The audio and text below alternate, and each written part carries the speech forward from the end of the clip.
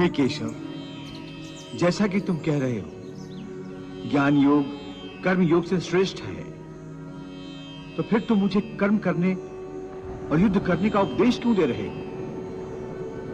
मुझे संहार करने की प्रेरणा क्यों दे रहे हो?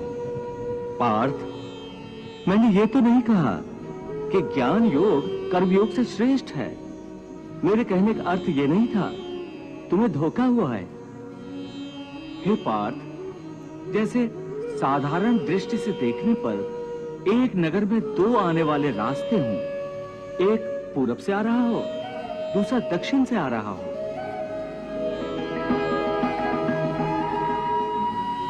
परंतु जिस तरह वो दोनों रास्ते अलग अलग दिशाओं से आते हुए एक ही नगर में पहुंचते हैं,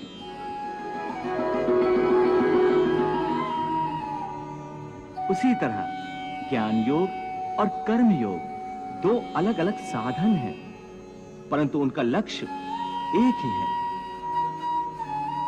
और दोनों मार्गों से साधक ब्रह्म को ही पाता है।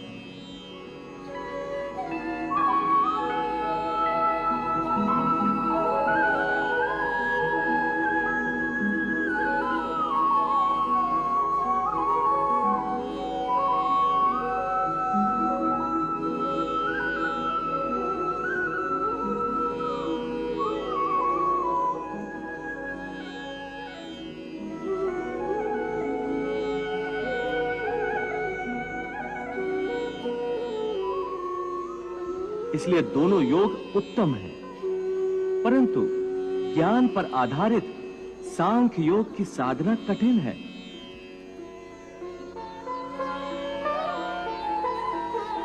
इसके मुकाबले कर्म योग की साधना आसान है।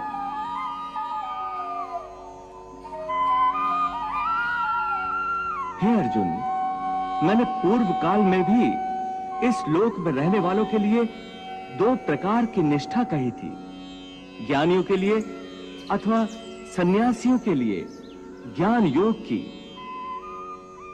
और योगियों अर्थात कर्मयोगियों के लिए कर्म योग की। ये दोनों रास्ते प्राणी को भगवान तक ले जाते हैं।